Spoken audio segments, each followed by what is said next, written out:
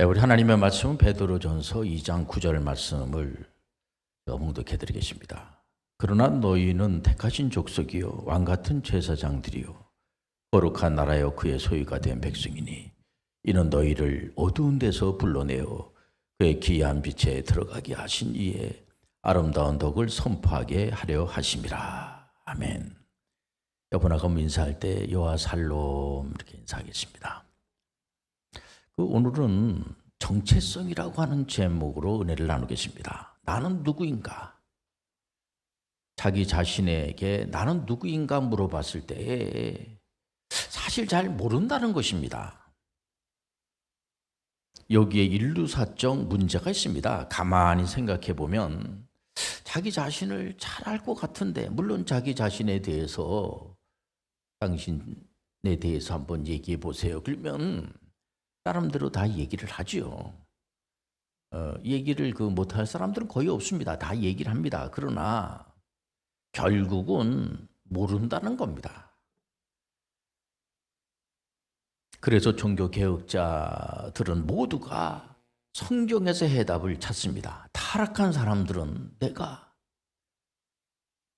어디에서 왔는지 근원적으로, 그리고 내가 여기 와가지고 이 땅에 와가지고 이 지구촌에 와가지고 내가 뭐를 해야지 될 건지, 또 내가 앞으로 어디로 갈 건지 모른다는 겁니다.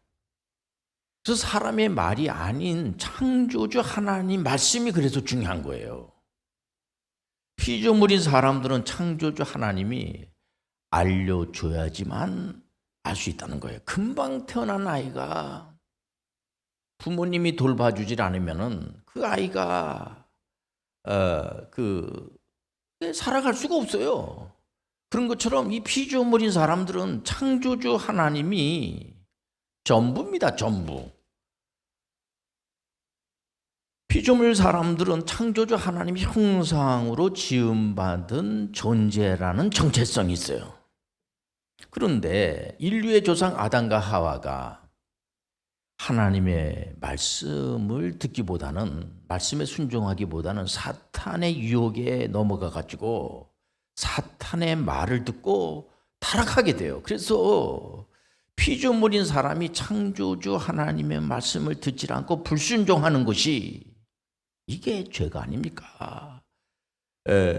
그럼에도 불구하고 사랑이 많으신 하나님께서 독생성자 예수 그리스도를 이 땅에 보내주셔가지고 예수 그리스도가 십자가상에서 우리를 위해서 피와 물을 다 쏟으시면서까지 피 흘림이 없이는 죄사함의 은총이 없다고 하잖아요. 그래서 이분께서 죄 문제를 해결하신 겁니다. 그래서 성경 로마서 5장 19절에 보면은 한 사람이 순종하지 아니함으로 많은 사람이 죄인 된 것 같이 한 사람이 순종하심으로 많은 사람이 의인이 되리라. 이것은 첫째 아담이 불순종함으로 말미암아 많은 사람이 죄인이 되고, 둘째 아담 예수 그리스도께서 이 땅에 오셔서 구속사를 이름으로 말미암아 많은 사람들이 의로운, 자기 의가 아니고 의로운 자가 된 겁니다. 그렇기 때문에 우리가 의롭다고, 의롭지 않으면 구원받을 수가 없어요. 우리 하나님은 워낙 거룩하신 분이시기 때문에, 그러니까 예수 그리스도의 그 의로 말미암아, 우리 의가 아니라 예수 그리스도의 의로 우리가 칭의, 우리가 의롭다라고 인정함을 받음으로 말미암아 우리가 하나님의 나라에 갈 수가 있는 거예요. 그래서 이 사실, 하나님의 말씀이 아니면 이런 사실을 알 수가 없어요. 예수 그리스도가 2000년 전에 십자가에서 돌아가신 사건을 우리가 어떻게 압니까? 성경에서 하나님께서 우리에게 말씀을 주질 않으면은 전혀 알 수가 없는 겁니다. 여기서 우리가 깊이 생각해야 돼요. 이제 예수 그리스도가 사망 권세를 물리치고 부활승천, 이제 전지전능하신 하나님 우편에서 믿는 자들을 위해서 중보 기도하고 있다는 겁니다. 그러니 믿음의 사람들은 이 정체성을 전지전능하신 사랑이 많으신 하나님의 자녀라고 하는 사실을 우리 믿음의 사람들은 확실하게 그것을 믿고 있지 않습니까? 그렇기 때문에 예수 그리스도의 공생에 이 공적인 사역에서도 보면은 수제자 하면은 사도 베드로잖아요. 근데 베드로가 얼마나 그 예수님으로부터 잘 배웠겠어요, 이분이요.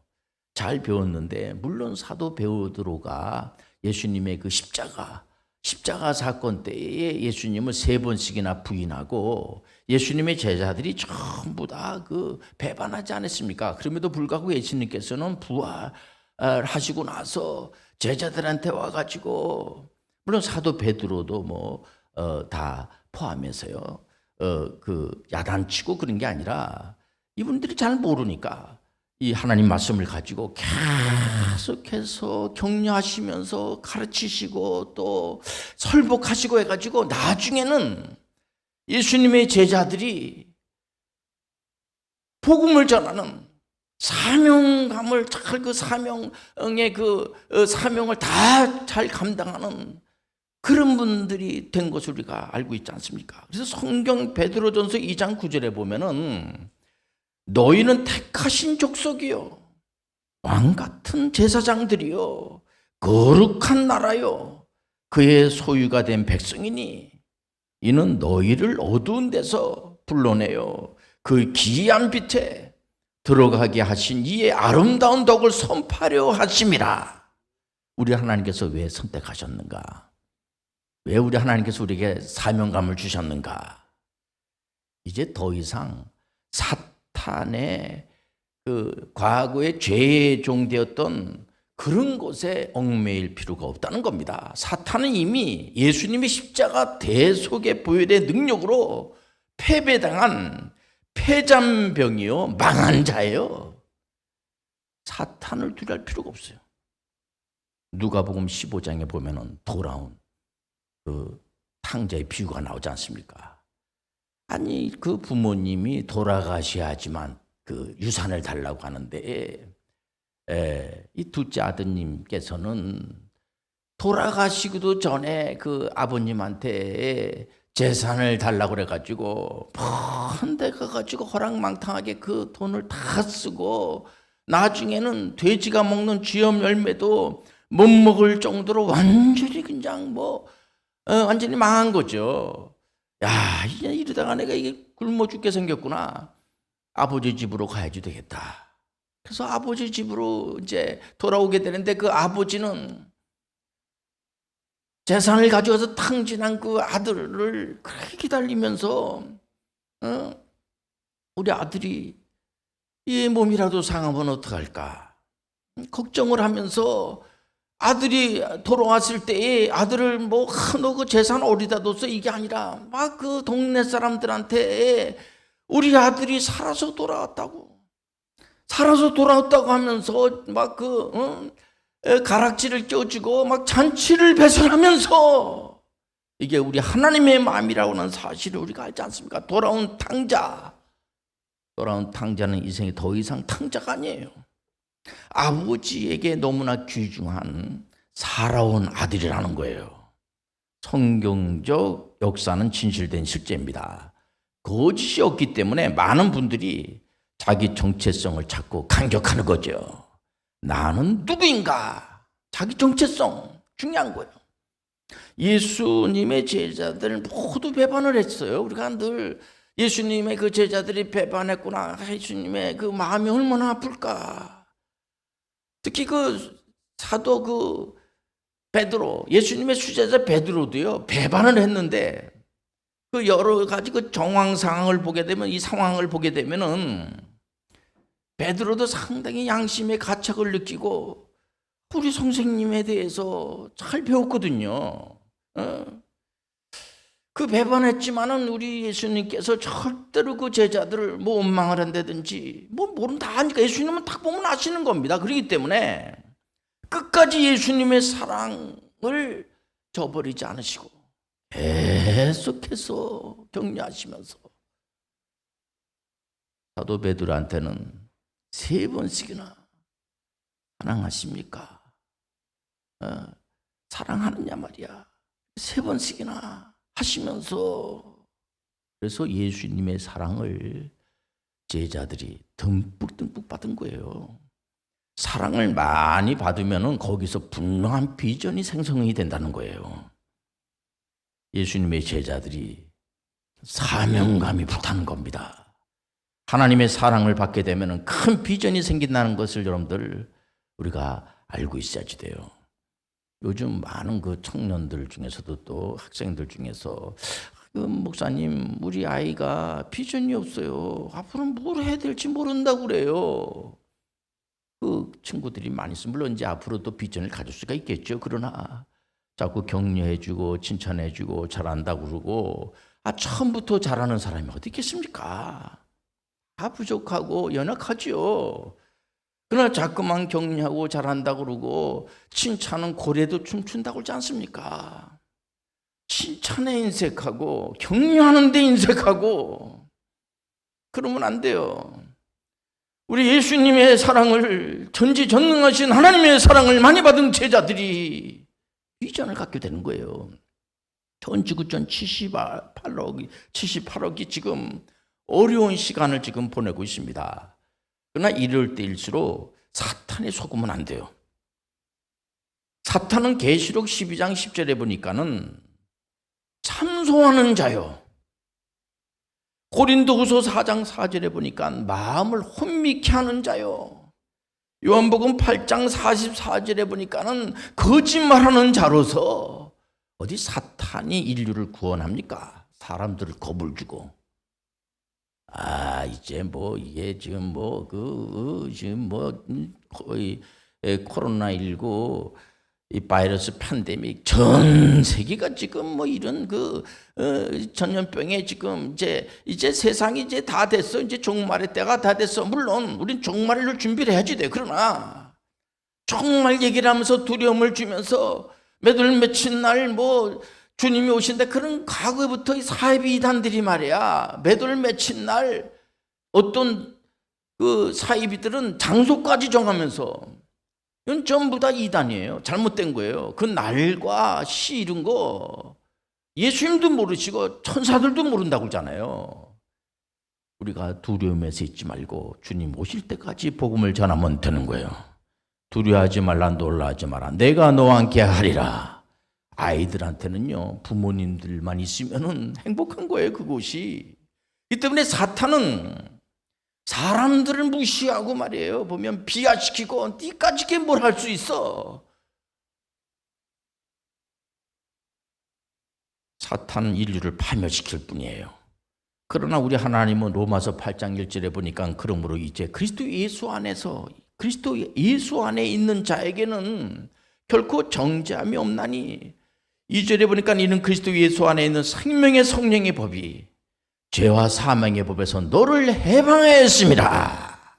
그래서 하나님의 기쁘신 뜻대로 하나님의 자녀가 된 분들은요, 마귀가 머리털 하나, 눈썹 하나 못 건드려요. 그런 사실을 우리가 알고 우리 예수 그리스도께서 주신 사명, 우리는 믿음 없이는 하나님을 기쁘시게 할 수가 없어요. 우리가 기도도 많이 해야지 됩니다. 하나님이 주신 걸 가지고 해야지 돼요. 그래서 하나님이 주시는 그런 은사, 물론 하나님께서 이제 그 고린도 교회에 사도 바울 선생님이 서신을 보내면서 고린도 교인들이 이 은사 가지고 자기 욕심을 채우기 위해서 은사를 사용하면 안 돼요. 그래서 많은 목사님들이 은사 가지고 나는 뭐 이런 은사를 받고 나는 저런 은사를 받고 내 은사가 더 크다 이러면서 막 그냥 교회를 어지럽게 하는 사람들이 많다고 그러지 않습니까? 그건 잘못된 거죠. 그러나 은사 자체가 잘못된 게 아니에요. 하나님 주시는 그 선물인 은사, 믿음도 하나님 주신 선물에 그 우리가 만들어낸 게 아니에요. 그래서 은사를 무시한다든지 그러면 안 돼요. 물론 모든 은사는 성령께서 주관하시고 말씀이 하나님 말씀이면 된 거예요. 그러나 여러분들 그 은사에 대한 그 내용을 우리가 한번 깊이 한번 기도하면서 그 내용을 알아야 됩니다. 그 땅 끝까지 우리가 복음을 전하기 위해서 하나님 주신 걸 가지고 여러분들 사용하시길 바랍니다. 우리가 이 복음을 전하고 그 사람이 예수가 구세주로 믿어지는 거는 우리 학문으로 될 수가 없어요. 우리가 아무리 무슨 뭐 미사 어구를 쓰고 군다고 그래가지고 그 사람이 예수 믿는 게, 우리 하나님은 어떻게 보면 약한 자를 들어서 강한 자를 부끄럽다 하는 것은, 약한 자를 무슨 뭐 대단하게 생각하고 근대기보다 하나님의 말씀으로. 그래서 이 하나님의 쓰임 받는 분들 보면은요, 자기 의로, 자기 그냥 무슨 뭐 실력으로 내가 뭐 대단한 무슨 뭐, 우리 예수님은 외모가 흠모할 만한 것이 없다고 그랬잖아요. 우리 하나님은 세상 사람들은 세상 그 외모를 볼지 모르지만은 우리 하나님은 중심을 본다는 사실 아시고, 나같이 부족한 자도 하나님이 쓰실까? 늘 자기의 정체성을 분명하리 하나님이 쓰신다는 사실을 받아들이시길 바랍니다.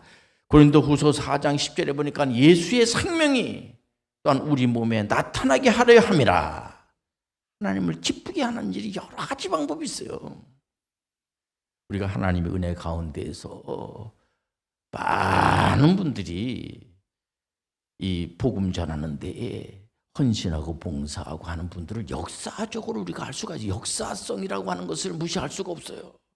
요즘 우리나라에서도 이 한국사 있지 않습니까? 우리나라 역사가 각종 시험에, 또 공무원 시험에 이제 그 반드시 시험을 봐야지 되는 감옥으로 들어간 거에 대해서는 너무 정말 감사해요. 진짜 역사를 모르면 안 돼요.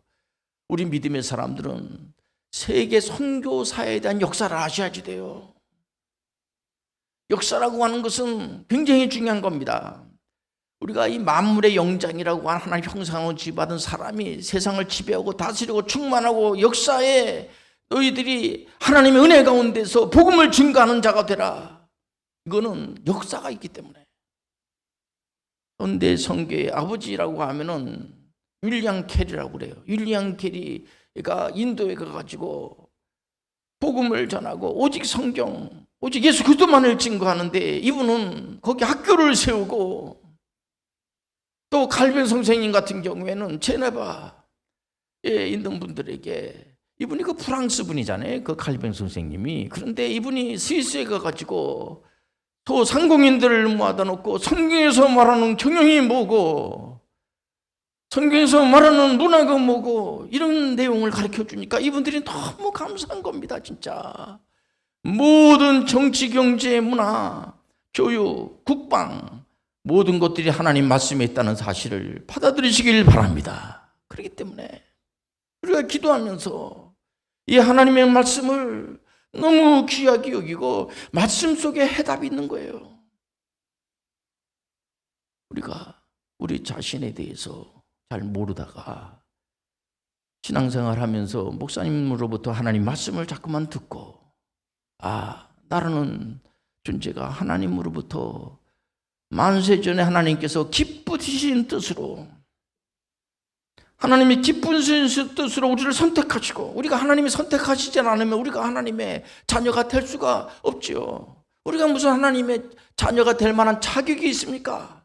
자격이 없다고 할지라도 우리 하나님께서 기쁘신 뜻으로 우리를 선택하신 이유는 사명에 불타라. 사명을 주시기 위해서. 물론 가끔 우리가 생각할 수 있어요. 하나님이 나를 선택하신 이유가 다른 이유가 아니라 하나님이 나를 어떻게 이용하시려고 나를 선택하셨구나, 이렇게 생각할 수가 있어요. 그러면 안 돼요. 우리 하나님은 우리를 이용하시는 분이 아니에요, 절대로. 우리 하나님은 사랑하는 마음을 가지고 큰 뜻을 가지시고, 그러나 우리가 이 땅에 와가지고 우리 정체성을 이제 알고 있다고 하면은 그저 시간만 이렇게 허비하고, 요즘은 또 100세 시대니까 이제 연세가 많이 드신 분들 중에서도 마지막 여생을 복음을 전하는, 지금 뭐 해외여행이 자유화가 됐잖아요. 지금 코로나19 바이러스 팬데믹 때문에. 하지만 이게 끝나게 되면 지금 또 여러 가지 방법으로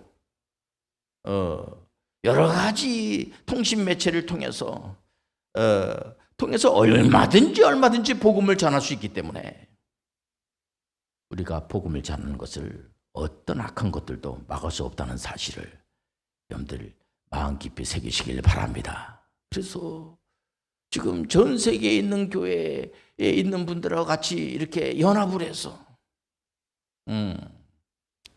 우리가 믿음의 사람들은 물론 그 조국을, 자기 나라를 귀하게 여기죠. 그러나 우리 하나님은 유대인을 포함한 모든 민족의 하나님이라는 거예요. 그래서 어떤 분들은 이스라엘에 가가지고 유대 이스라엘 분들 중에서 유대교인들은 예수 그리스도를 믿지 않거든요.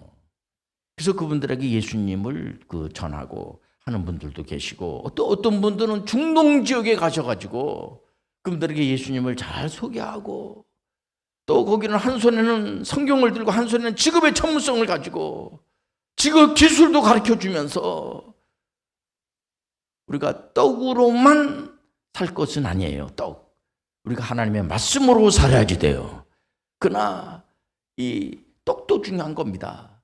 그래서 이분들에게 경제에 대해서, 교육에 대해서 이런 것들도 가르쳐 주면서 하나님의 말씀, 이 전문의 선교하시는 분들도 최종의 목적은 영혼을 구원하는 거예요. 믿음의 결국은 영혼을 구원함이라. 우리 사랑하는 모든 교우들이 교회 와서 찬양도 많이 부르고 기도도 많이 하시고 하나님 영광도 많이 들으시고 좋은 일도 많이 하시면서 최종의 목표는 예수 그리스도를 만민들에게 증거하는 여러분들 되시길 바랍니다. 기도하겠습니다. 하나님 아버지, 우리의 정체성은 우리 스스로가 알 수가 없습니다. 하나님 말씀 속에서 답을 찾았으니 이제 주님 오실 때까지 복음을 전하는 자들이 되게 도와 주옵소서. 예수님의 이름으로 기도합니다. 아멘.